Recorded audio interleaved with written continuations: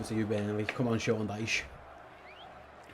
Didn't think I'd say that much. Beat Manchester City today. I don't think I'd say that much this season. Me and Bloody Pep hell. Guardiola.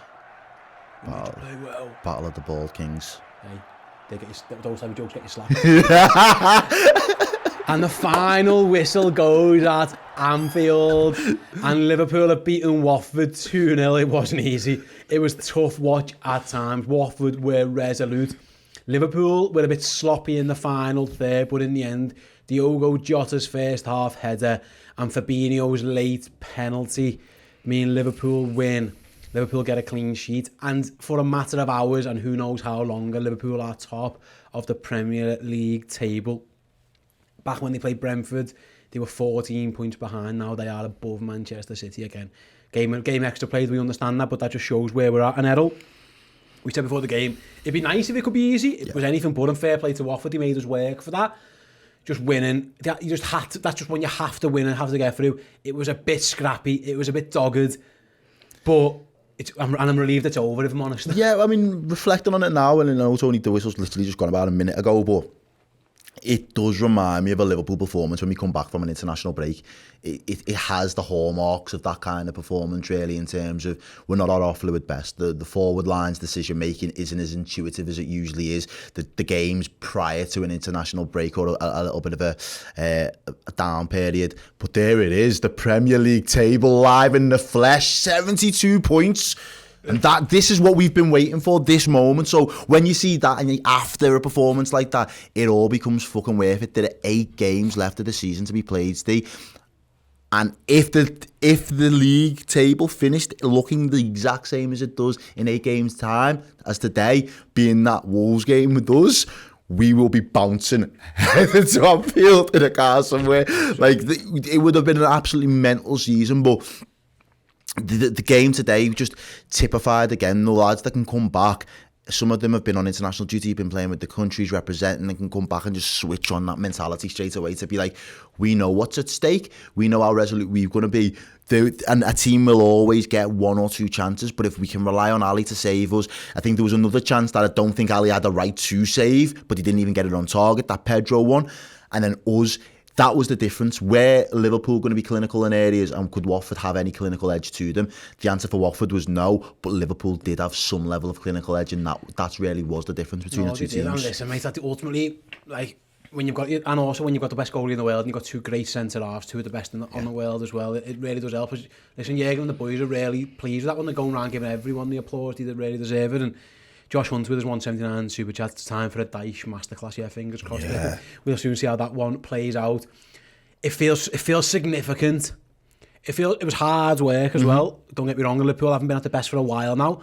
But if you can win when you're not at your fluent best, that I think Jürgen giving it to the crop as well. You can see there, when you're not at your best, but you can win and you can keep another clean sheet, which is what we're really good at, by the way, these days. Yeah, it breeds confidence, because Watford will go away from there going, we were okay. Yeah. Like we did fine. They'll take points away from that themselves to be like G themselves up to go again. They won't. We didn't demoralise them. We didn't make them look like a relegation battle team. If I'm Everton or Leeds, I'm worried about Watford again. They've both got loads of games in hand on Watford now, but if they play like that against most Premier League sides, they'll get something out of them. So fair play to them.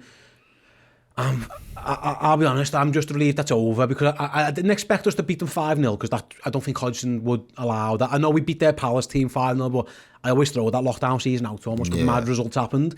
Usually Hodgson sides are a bit resolute. In the end, Liverpool usually beat them, but they always make hard work out of it, and that's what they've done in the end. Standout players, who did you think who stood out for you there? I thought Thiago played well. Yeah, Bobby. Bobby was really good as well for me. I thought Henderson had a good game as well in the middle of the park as well, to be fair to him. Alisson again, I know it's always in moments in him. He doesn't have to, he's not like he's always under the caution. He's constantly bombarded with shots or goals, but I just thought some of his distribution was really good today. He moved the ball really quickly, and again, that big save as well was kind of like the momentum swinging moment for us in that first half. Joe Gomez nearly got 2 great assists, by the way. He gets 1, an amazing assist, but he puts another great ball in the box in the second half, which would have been good. I know there was a sloppy pass in there from him towards the end, but, you know, deputising on that right back position on Trent, you know the task that's at hand. You're not allowed to just be a right back.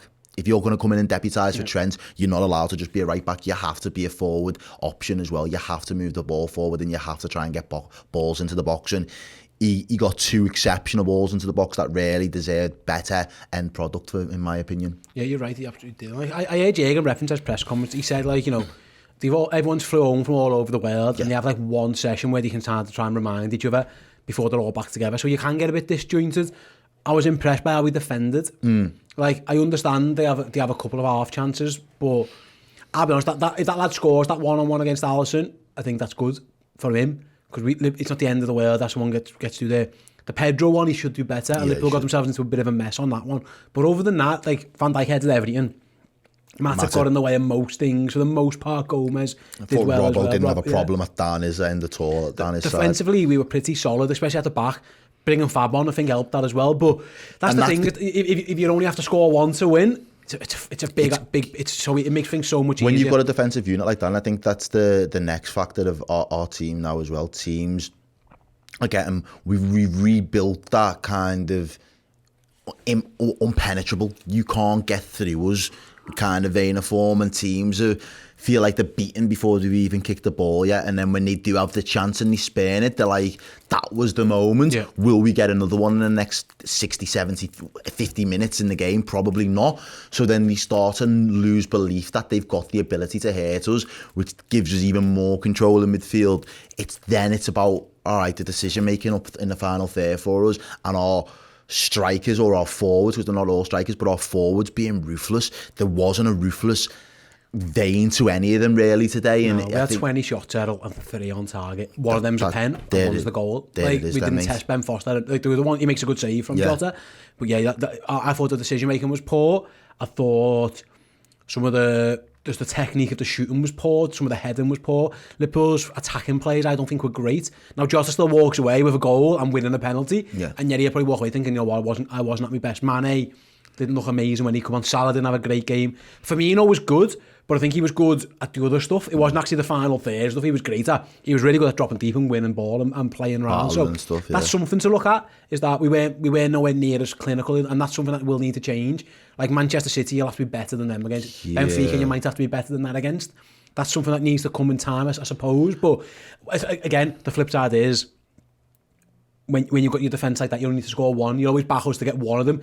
I would just like that to look a bit better, because it hasn't looked fluid for a few weeks. No, it hasn't. Before the break. It was before the break, and I think it was the introduction of Diaz, and as good as a player he's been, I think it's unsettled a couple, or just disrupted the rhythm of the couple, because they're now starting to wonder, where do they figure it? Where do I start? Where am I going to get my minutes? And I think they're starting to overthink their opportunities that are potentially going to be for this Liverpool team, where it's just about, look, when you're in the team, play your game, play to your strengths, do the things that have been working.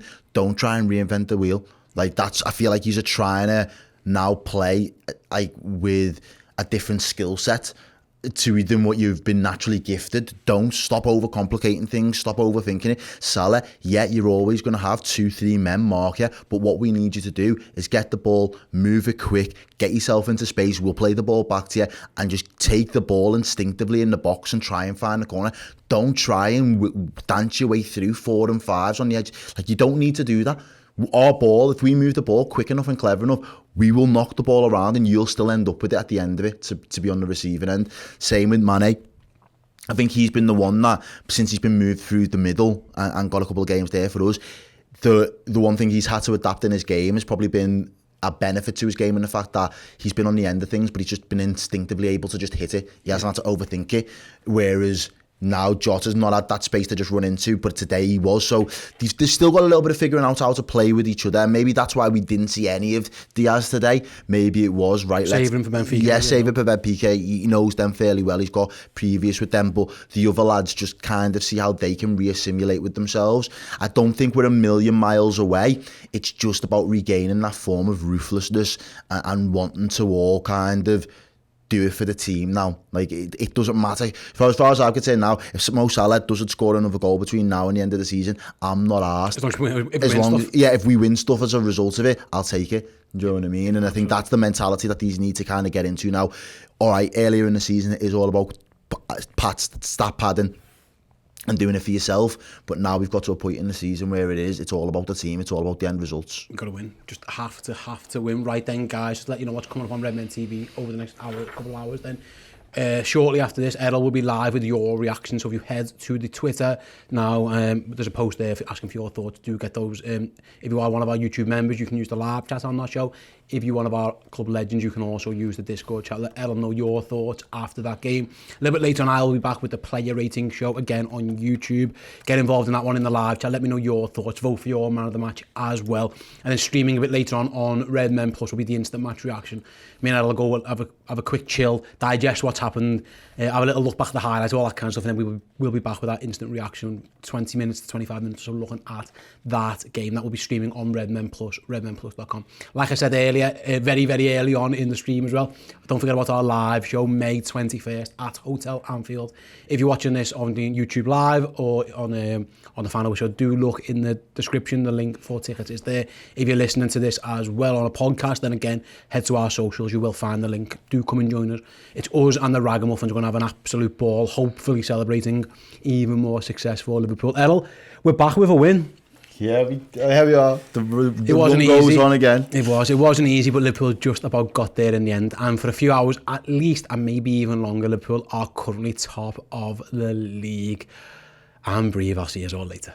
Peace. Thank you so much for checking the video. If you want more from us, then do consider joining Redmen Plus, which funds everything we do here for free on YouTube. But not just that, we're going to give you a whole bunch of incredible Liverpool content in podcast and in video form, extra Redmen TV shows and documentaries, features and interviews with Liverpool legends past and present. Get closer to the city, to the football club that we all love on redmenplus.com. Click the button, head over there now.